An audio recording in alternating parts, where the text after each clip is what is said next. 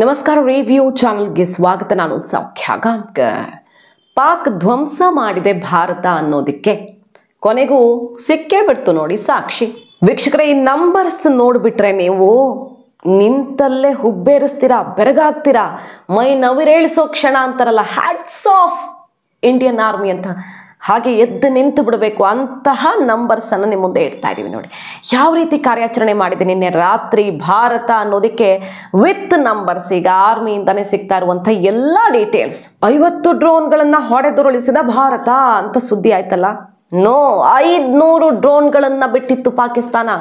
Imagine ಮಾಡ್ಕೊಳ್ಳೋಕ್ಕೂ ಕಷ್ಟ. 500 ಡ್ರೋನ್ಗಳು 200 ಮಿನಿಟ್ಸಲ್ಲಿ, ಅಂದರೆ ಆಲ್ಮೋಸ್ಟ್ ಒಂದು 3-3.5 ಗಂಟೆ ಸಮಯ ನಿರಂತರವಾಗಿ ಡ್ರೋನ್ ಅಟ್ಯಾಕ್ ಮಾಡಿದೆ ಪಾಕಿಸ್ತಾನ. ಭಾರತದ ಬರೋಬ್ಬರಿ 500 ಡ್ರೋನ್ಗಳನ್ನು ಸಿಡಿಸಿದ, ಅಂದರೆ ಈ ಕಡೆ ಬಿಟ್ಟ ಪಾಕಿಸ್ತಾನ 500 ಡ್ರೋನ್ಗಳನ್ನು ಹೊಡೆದಾಕಿದೆ. ಇಲ್ಲ, 499 ಡ್ರೋನ್ಗಳನ್ನು ಹೊಡೆದಿದೆ. ಒಂದು ಬಂದು ಬಿದ್ದಿದೆ, ಬಟ್ ಏನೂ ಡ್ಯಾಮೇಜ್ ಆಗಿಲ್ಲ. ನಮ್ಮ ಪ್ರದೇಶಕ್ಕೇನು ಸಮಸ್ಯೆ ಆಗಿಲ್ಲ. 24 ಸಿಟಿಗಳನ್ನು ಟಾರ್ಗೆಟ್ ಮಾಡಿ 500 ಡ್ರೋನ್ಗಳನ್ನು 210 ಮಿನಿಟ್ಗಳಲ್ಲಿ ಬಿಟ್ಟಿದೆ ಪಾಕಿಸ್ತಾನ. 4 ರಾಜ್ಯಗಳನ್ನು ಟಾರ್ಗೆಟ್ ಮಾಡಿಕೊಂಡು ಅಷ್ಟನ್ನು ಕೂಡ ಭಾರತ ಯಾವ ರೀತಿ ಹೊಡೆದುರುಳಿಸ್ತು ಅನ್ನುವಂಥ ಕಂಪ್ಲೀಟ್ ಡೀಟೇಲ್ಸನ್ನು ಇಡ್ತಾ ಹೋಗ್ತೀವಿ ನೋಡಿ. ಮೈ ಜುಮ್ ಎನ್ನುವ ಕಾರ್ಯಾಚರಣೆ ಮೇ 8 9 ಗಂಟೆ ಅಷ್ಟೊತ್ತಿಗೆ ಜೋರು ಸುದ್ದಿ ಬಂತು. 8 ಗಂಟೆಗೆಲ್ಲ ಸ್ಟಾರ್ಟ್ ಆಗಿಬಿಟ್ಟಿತ್ತು. 500 ಸ್ಮಾಲ್ ಇಂದ ಮೀಡಿಯಂ ರೇಂಜ್ ಡ್ರೋನ್ಗಳನ್ನು ಬಿಡ್ತಾ ಬರುತ್ತೆ 200 ಮಿನಿಟ್ಸಲ್ಲಿ, ಈಗಾಗಲೇ ಹೇಳಿದ ಹಾಗೆ. ಆದರೆ ಪಂಜಾಬ್, ಕಾಶ್ಮೀರ, ಜಮ್ಮು, ರಾಜಸ್ಥಾನ್, ಗುಜರಾತ್ ಇಲ್ಲೆಲ್ಲ ಟಾರ್ಗೆಟ್ ಮಾಡಿರುತ್ತೆ ಪಾಕಿಸ್ತಾನ. ಅವರು ಊಹೆನೂ ಮಾಡಿರಲಿಲ್ಲ ನಮ್ಮ ಇಷ್ಟು ಡ್ರೋನ್ಗಳು ಪುಡಿ ಪುಡಿಯಾಗಿ ಹೋಗ್ತವೆ ಅಂತ. 500 ಡ್ರೋನ್ಗಳು ಪುಡಿಯಾಗಿ ಹೋಗ್ತವೆ ಅಂತ ಅವರು ಖಂಡಿತವಾಗಿಯೂ ಯೋಚಿಸಿರಲಿಲ್ಲ. ಅಂಥ ಅಟ್ಯಾಕ್ ಮಾಡುತ್ತೆ ಭಾರತ. ಗಾಳಿಯಲ್ಲಿಯೇ ಅವು ಮೇಲೆ ಚಿಮ್ತಾ ಇದ್ದ ಹಾಗೆ ಗಾಳಿಯಲ್ಲೇ ಹೊಡೆದುರುಳಿಸಿ ಅಲ್ಲೇ ದೀಪಾವಳಿ ಮಾಡಿಬಿಡುತ್ತೆ ನೋಡಿ. ಆ ದೃಶ್ಯನ ನೋಡಬಹುದು ನೀವು. ಗಾಳಿಯಲ್ಲಿ ಏರ್ತಾ ಏನೋ ಒಂದು ಬೆಂಕಿ ಉಂಡೆ ಬರ್ತಾ ಇರುತ್ತೆ, ಅಲ್ಲೇ ಛಿದ್ರವಾಗುತ್ತೆ, ಅಲ್ಲೇ ಮಾಯವಾಗುತ್ತೆ. ಆ ಬೆಳಕಿನ ಚೆಂಡು ಅಲ್ಲೇ ಮಾಯವಾಗುವಂತಹ, ಅಂದರೆ ಅಲ್ಲೇ ಬ್ಲಾಸ್ಟ್ ಮಾಡಿ ಅದನ್ನು ಬಿಸಾಕ್ತಾರೆ. ಅಂತಹ ದೃಶ್ಯಗಳನ್ನು ಕೂಡ ನಾವು ನೋಡಬಹುದು. 500 ಡ್ರೋನ್ಗಳನ್ನು ಬರೋಬ್ಬರಿ ಭಾರತದ ರಷ್ಯಾ ಮೇಡ್ S-400 ಮತ್ತು ಆಕಾಶ್, ಇಲ್ಲೇ ಉತ್ಪಾದನೆಯಾದಂಥ ಆಕಾಶ್ ಡಿಫೆನ್ಸ್ ಸಿಸ್ಟಮ್ ಹೊಡೆದು ಹಾಕಿರೋದು. ಒಂದೇ ಒಂದು ಡ್ರೋನು ಜಮ್ಮು ಕಾಶ್ಮೀರದ ಏರ್ಪೋರ್ಟ್ ಬಳಿಯೋ ಎಲ್ಲೋ ಬಂದು ಬೀಳುತ್ತೆ, ಬಟ್ ಅದರ ಡ್ಯಾಮೇಜ್ ಆಗದಂತೆ ಅದನ್ನು ಕೂಡ ನ್ಯೂಟ್ರಲೈಸ್ ಮಾಡ್ತಾರೆ. ಅದಾದ ಮೇಲೆ ಶುರುವಾಗತ್ತೆ ನೋಡಿ ನಮ್ಮ ದಾಳಿ. ಆ ದಾಳಿಗೆ ತತ್ತರಿಸಿ ಹೋದ ಪಾಕಿಸ್ತಾನ. ಈಗ ಅದಕ್ಕೆ ಸಾಕ್ಷಿ ಸಿಗ್ತಾ ಇದೆ. ನಿನ್ನೆಯಿಂದ ಬರ್ತಿರೋ ಸುದ್ದಿಗಳು, ನ್ಯಾಷನಲ್ ಮೀಡಿಯಾ ಎಲ್ಲ ಕಡೆ ಹೈಪ್ ಆಗ್ತಿರುವಂತಹ ಸುದ್ದಿಗಳು ಸತ್ಯನಾ ಸುಳ್ಳ ಅನ್ನೋ ಪ್ರಶ್ನೆನ ಜನ ಕೂಡ, ಬಹಳಷ್ಟು ಜನ ಇದ್ರ ಬಗ್ಗೆ ವಿಮರ್ಶೆ ಮಾಡ್ತಾ ಇದ್ದಾರೆ. ಈಗ ಪಾಕಿಸ್ತಾನದ ರಕ್ಷಣಾ ಸಚಿವ ಪಾರ್ಲಿಮೆಂಟಲ್ಲಿ ಆಡಿರುವ ಮಾತುಗಳು ಎಲ್ಲದಕ್ಕೂ ಸಾಕ್ಷಿಯನ್ನು ಒದಗಿಸ್ತಾ ಇದೆ. ಏನು ಹೇಳ್ತಾ ಇದ್ದಾನೆ ಪಾಕಿಸ್ತಾನದ ರಕ್ಷಣಾ ಸಚಿವ ಅಂತ ಕೇಳಿದ್ರೆ, ಹೌದು ಭಾರತದ ಡ್ರೋನ್ಗಳು ಬಂದಿಲ್ಲಿ ಬ್ಲಾಸ್ಟ್ ಮಾಡಿದ್ದು ಹೌದು, ಆದರೆ ನಾವು ಯಾಕೆ ಅದನ್ನು ಧ್ವಂಸ ಮಾಡಲಿಲ್ಲ ಅಂದರೆ, ನಮಗೆ ತಾಕತ್ತಿತ್ತು, ಯಾಕೆ ಮಾಡಲಿಲ್ಲ ಅಂದರೆ ಆತ ಕಾಮಿಡಿ ಆಗಿಬಿಟ್ಟಿದ್ದಾನೆ. ಈಗ ಆತ ಕೊಟ್ಟಿರೋ ಸ್ಟೇಟ್ಮೆಂಟ್ಗಳೆಲ್ಲ ಇಂಟರ್ನ್ಯಾಷನಲ್ ಲೆವೆಲಲ್ಲಿ ಟ್ರೋಲ್ ಆಗ್ತಿರೋದು. ಏನು ರಕ್ಷಣಾ ಸಚಿವ ಆನ್ಸರ್ ಮಾಡಿರೋದು ಹೆಂಗೆ ಅಂದರೆ, ನಮ್ಮದೆಲ್ಲ ಟೆಕ್ನಾಲಜಿ ಮತ್ತು ಸೀಕ್ರೆಟ್ಸ್ ಗೊತ್ತಾಗ್ಬಿಡುತ್ತಲ್ಲ ಭಾರತಕ್ಕೆ ಅಂತಲೇ ನಾವು ಧ್ವಂಸನೇ ಮಾಡಿಲ್ಲ ಅಂತಿದ್ದಾನೆ. ಅದಕ್ಕೆ ಇಲ್ಲಿ ಬಂದು ಭಾರತದ ಡ್ರೋನ್ಗಳು ನಾಶ ಮಾಡಿ ಹೋಗಿರೋದು ಅಂತ ಒಪ್ಪಿಕೊಂಡಿರೋ ಖ್ವಾಜಾ ರಕ್ಷಣಾ ಸಚಿವನ ಕಥೆ ಇದು. ಇದು ಆ ದೇಶದ ಪರಿಸ್ಥಿತಿ. कल का जो ड्रोन हमला हुआ, वो ड्रोन हमला बेसिकली हमारी जो लोकेशंस हैं उसको डिटेक्ट करने के लिए जो है किया गया. एक टेक्निकल चीज़ है जिसको मैं उस तरह एक्सप्लेन नहीं कर सकता, और इसलिए उनको इंटरसेप्ट ना किया गया ताकि हमारी लोकेशंस जो हैं वो लीक ना हो या वो लोकेट ना हो. ಎಕ್ಸ್ಪೋಸ್ ಆಗಿದೆ ನೋಡಿ ಪಾಕಿಸ್ತಾನದ ಅಸಲಿಯತ್ತು. ಮದ್ರಸಾ ಮಕ್ಕಳನ್ನು ಅಲ್ಲೆಲ್ಲ ಜಿಹಾದಿ ಮನಸ್ಥಿತಿಯಲ್ಲೆಲ್ಲ ರೆಡಿ ಮಾಡ್ತಿರ್ತಾರೆ ಅಂತ. ಭಾರತ ಈಗ ಮದ್ರಸಾ, ಕೆಲವು ಈ ಸೂಸೈಡ್ ಬಾಂಬರ್ಸ್ ರೆಡಿ ಆಗ್ತಿದ್ದಂಥ ಕೇಂದ್ರಗಳನ್ನು ಟಾರ್ಗೆಟ್ ಮಾಡಿ ಹೊಡೆದಿದ್ದಾರೆ, ಭಯೋತ್ಪಾದಕ ಕೇಂದ್ರಗಳನ್ನು. ಬೇರೆ ಬೇರೆ ರೀತಿಯ ಮದ್ರಸಾಗಳಿರ್ತವೆ, ಅದರಲ್ಲಿ ಉಗ್ರರೆಲ್ಲಿದ್ದರೋ ಅವರನ್ನೆಲ್ಲ ಮುಗಿಸಿದ್ದಾಗಿದೆ ಅಲ್ವಾ. ಈಗ ನೋಡಿ ಖ್ವಾಜಾ ಹೇಳ್ತಿರೋದು, ಮದ್ರಸಾ ಮಕ್ಕಳನ್ನು ಎರಡನೇ ಸಾಲಲ್ಲಿ ನಿಲ್ಲಿಸಿ, ಎರಡನೇ ಸಾಲಿನ ಡಿಫೆನ್ಸ್ ಸಿಸ್ಟಮ್ ಆಗಿ ಮದ್ರಸಾ ಮಕ್ಕಳನ್ನ ಯೂಸ್ ಮಾಡ್ಕೊಳ್ಳೋಣ, ಈ ಟೈಮಿಗೆ ಕರೆಕ್ಟಾಗಿ ಯೂಸ್ ಆಗ್ತಾರೆ ಅವರು ಅಂದರೆ ಹ್ಯೂಮನ್ ಶೀಲ್ಡ್ ಆಗಿ ಮಕ್ಕಳನ್ನ ಬಳಸ್ಕೊಳ್ಳೋ ಮನಸ್ಥಿತಿಯಲ್ಲಿದೆ ಪಾಕಿಸ್ತಾನ. ಮಕ್ಕಳನ್ನು ಅದೇ ರೀತಿ ಟ್ರೈನ್ ಅಪ್ ಮಾಡಲಾಗಿದೆ ಅನ್ನೋದಕ್ಕೆ ಸಣ್ಣ ವಯಸ್ಸಿನಿಂದ ಹುಟ್ಟುತ್ತಾ ಇದ್ದ ಹಾಗೆ ತಮ್ಮ ಶತ್ರು ರಾಷ್ಟ್ರದ ವಿರುದ್ಧ ಜೀವ ಕೊಡೋಕು ರೆಡಿ ಇರಬೇಕು, ಜೀವ ತೆಗೆಯೋಕು ರೆಡಿ ಇರಬೇಕು ಅನ್ನೋದನ್ನ ಟ್ರೈನ್ ಅಪ್ ಮಾಡೋದೇ ಪಾಕಿಸ್ತಾನದ ಅಸಲಿಯತ್ತು ಅನ್ನೋದನ್ನ ನೋಡಿ ರಕ್ಷಣಾ ಸಚಿವ ಈಗ ಕೊನೆಗೂ ಒಪ್ಪಿಕೊಂಡಂತಾಗಿದೆ. ಆ ವಿಡಿಯೋ ನೋಡ್ಕೊಂಡ್ ಬನ್ನಿ.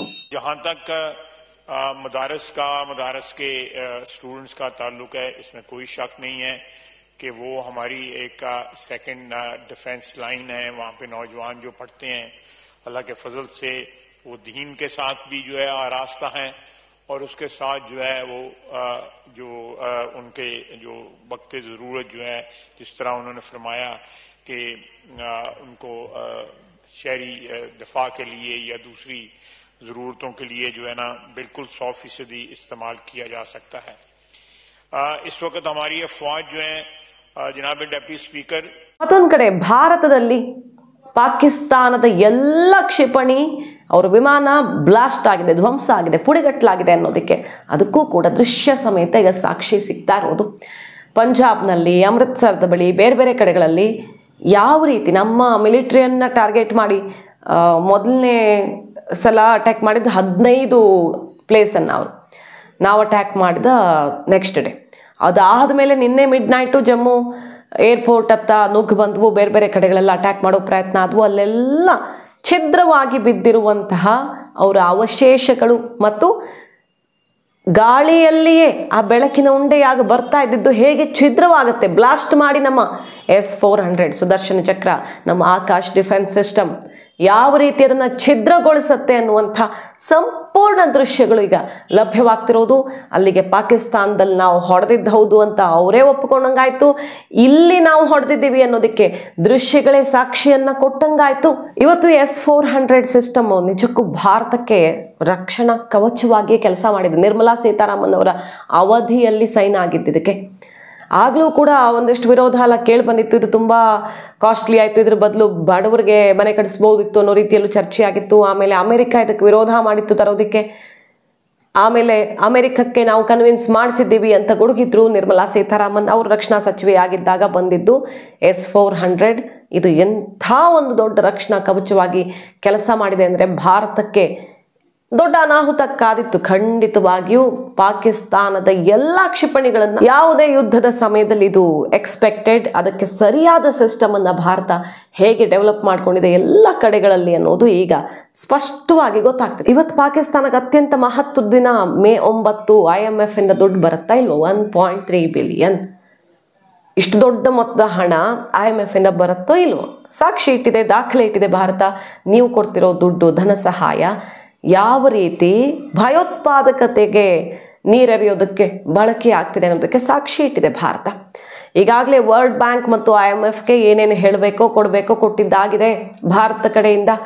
ಸೊ ಇವತ್ತು IMF ಆ ದುಡ್ಡನ್ನು ರಿಲೀಸ್ ಮಾಡದೇ ಇದ್ರೆ ಪಾಕಿಸ್ತಾನಕ್ಕೆ ಅದು ಬರ ಸಿಡಿಲಾಗಲಿದೆ, ಭಾರತಕ್ಕೆ ಸಿಗಲಿರುವ ಅತಿ ದೊಡ್ಡ ಗೆಲುವಾಗಲಿದೆ. ಯಾಕಂದ್ರೆ ಭಯಂಕರ ಹೊಡೆತ ಆಗತ್ತೆ ಪಾಕಿಸ್ತಾನಕ್ಕೆ.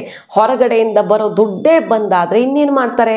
ಈಗಿರುವಂತಹ ದುಡ್ಡು ಎಷ್ಟು ಶಾರ್ಟೇಜ್ ಇದೆ ಅನ್ನೋದಕ್ಕೆ ಬ್ಯಾಂಕ್ಗಳಲ್ಲಿ ದುಡ್ಡು ಕೊಡಬೇಡಿ, ATM ಅಲ್ಲಿ 3,000ಕ್ಕಿಂತ ಹೆಚ್ಚು ಡ್ರಾ ಮಾಡಬೇಡಿ ಅಂತ ಘೋಷಣೆ ಮಾಡಿಬಿಟ್ಟಿದ್ದಾರೆ ಪಾಕಿಸ್ತಾನದಲ್ಲಿ. ಅದು ಗೊತ್ತಲ್ವಾ?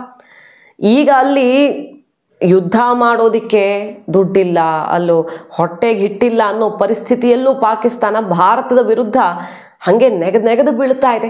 ಈಗ IMF ದುಡ್ಡು ಕೊಡಲ್ಲ ಅಂದುಬಿಟ್ರೆ ಇದೆಯಲ್ಲ, ಅದು ಸಣ್ಣ ಮೊತ್ತ ಅಲ್ಲ. ಹಿಂದೆ ಬೈಡನ್ ಇದ್ದಾಗ ಇನ್ಫ್ಲೂಯೆನ್ಸ್ ಮಾಡಿ ಕೊಡಿಸಿದ್ರು. ಈಗ ಟ್ರಂಪ್, ಅಮೆರಿಕ ಆಗಲಿ, ಇಸ್ರೇಲ್ ಆಗಲಿ, ಚೀನಾನೂ ಕಡೆಗೆ ಅಷ್ಟಕ್ಕಷ್ಟೇ ಅನ್ನೋ ರೀತಿ ಅಂತರ ಕಾಯ್ದುಕೊಳ್ತಿದೆ ಈ ಎಲ್ಲ ಬೆಳವಣಿಗೆಗಳ ಬೆನ್ನಲ್ಲೇ. ಅವರೇ ಮಾಡಿಸಿದ್ರು ಈಗ ಅವ್ರದ್ದು ಕೆಲಸ ಮುಗೀತಲ್ಲ, ಆ ರೀತಿಯಲ್ಲಿ ಅವರು ದೂರ ಆಗ್ತಿದ್ದಾರೆ. ಇಷ್ಟೆಲ್ಲ ಆಗ್ತಿರೋ ಹೊತ್ತಲ್ಲಿ IMF ಕೈ ಕೊಟ್ಟರೆ ಮಾತ್ರ ಪಾಕಿಸ್ತಾನ ಒಂದು ಹೆಜ್ಜೆನೂ ಮುಂದಿಡೋಕ್ಕಾಗಲ್ಲ, ಅಂಥ ಸ್ಥಿತಿಯಲ್ಲಿದೆ ಇವತ್ತು. ಸೊ ಆ ನಿಟ್ಟಿನಲ್ಲೂ ಇವತ್ತು ಅತ್ಯಂತ ಮಹತ್ವದ ದಿನ ಆಗಿದೆ. ಪಾಕಿಸ್ತಾನ ಭಾರತದ ನಡುವೆ ಮುಂದೇನಾಗತ್ತೆ, ಇವತ್ತು ರಾತ್ರಿ ಏನು ನಡೆಯುತ್ತೆ ಅನ್ನುವಂಥ ಕುತೂಹಲ ಇದೆ. ಅಷ್ಟೇ ಭಯಭೀತ ವಾತಾವರಣ ಗಡಿಯಲ್ಲಿ ನಿರ್ಮಾಣ ಆಗಿದೆ. ಕಟ್ಟೆಚ್ಚರವನ್ನು ವಹಿಸಲಾಗಿದೆ. ಮೀಟಿಂಗ್ ಮೇಲೆ ಮೀಟಿಂಗ್ ನಡೀತಾ ಇದೆ. ಸೊ ಆ ಮೀಟಿಂಗ್ ಔಟ್ಕಮ್ ಏನಾಗುತ್ತೆ? ಜಾಗತಿಕವಾಗಿ ಈಗಾಗಲೇ ಒತ್ತಡ ಶುರುವಾಗಿದೆ ಭಾರತದ ಮೇಲೆ. ಪಾಕಿಸ್ತಾನಕ್ಕೆ ನಾವು ಬುದ್ಧಿ ಕಲಿಸ್ತೀವಿ, ಬಾಯಿ ಮುಚ್ಚಿಸ್ತೀವಿ, ದಯವಿಟ್ಟು ನೀವು ಇಲ್ಲೇ ನಿಲ್ಲಿಸ್ಬಿಡಿ, ಮಾಡುವಷ್ಟು ಮಾಡಿದ್ದೀರಾ, ಪ್ರತೀಕಾರ ತೀರಿಸ್ಕೊಳ್ಬೇಕಿತ್ತು, ನಾಗರಿಕರನ್ನು ಟಚ್ ಮಾಡಿದ್ದಕ್ಕೆ ತೀರಿಸ್ಕೊಂಡಿದ್ದೀರಿ, ನಿಲ್ಲಿಸ್ಬಿಡಿ. ಇದು ನೆಕ್ಸ್ಟ್ ಲೆವೆಲ್ಗೆ ಎಸ್ಕಲೇಟ್ ಆಗಿಬಿಟ್ರೆ ಪರಮಾಣು ಶಕ್ತಿ ಹೊಂದಿರುವಂಥ 2 ರಾಷ್ಟ್ರಗಳ ಘರ್ಷಣೆ ಬಹಳ ಮಾರಕವಾಗಬಹುದು ಅನ್ನೋ ರೀತಿಯಲ್ಲಿ ಭಾರತವನ್ನು ಮನವೊಲಿಸೋ ಪ್ರಯತ್ನ ಜಾಗತಿಕವಾಗಿ ಹಲವು ರಾಷ್ಟ್ರಗಳಿಂದ ಆಗ್ತಾ ಇದೆ. ಆದರೆ ಪಾಕಿಸ್ತಾನ ಇನ್ನೂ ಕೈ ಕಟ್ಟು ಬಾಯಿ ಮುಚ್ಚಿ ಮಾಡಿದ್ರೆ ಮಾತ್ರ ಭಾರತ ಅದನ್ನು ಅನುಸರಿಸೋಕೆ ಸಾಧ್ಯ. ಅವರು ಅಲ್ಲೊಂದು ಇಲ್ಲೊಂದು ಅಮಾಯಕರನ್ನು ಹೊಡಿತೀವಿ, ಮತ್ತೊಂದು ನುಸುಳು ಬರ್ತೀವಿ, ಬಾಲ ಬಿಚ್ತೀವಿ ಅಂದರೆ ನಾವು ಜಗತ್ತಿನ ಮಾತು ಕೇಳ್ಕೊಂಡು ಸುಮ್ಮನಿರೋಕ್ಕಾಗಲ್ಲ. ನಮ್ಮ ದೇಶದ ಹಿತ ನಮಗೆ ಮೊದಲು. ಹಾಗಾಗಿ ಈ ಮೀಟಿಂಗ್ ಎಲ್ಲ ಗಮನ ಸೆಳೀತಾ ಇದೆ. ಮಾಹಿತಿ ನಿಮ್ಗೆ ಇಷ್ಟ ಆಗಿದ್ರೆ ಮಿಸ್ ಮಾಡಿದ್ರೆ ನಮ್ಮ ಚಾನಲ್ನ ಸಬ್ಸ್ಕ್ರೈಬ್ ಮಾಡಿ, ನಿಮ್ಮ ಅಭಿಪ್ರಾಯ ಕಮೆಂಟ್ ಮಾಡಿ ತಿಳಿಸಿ. Thank you.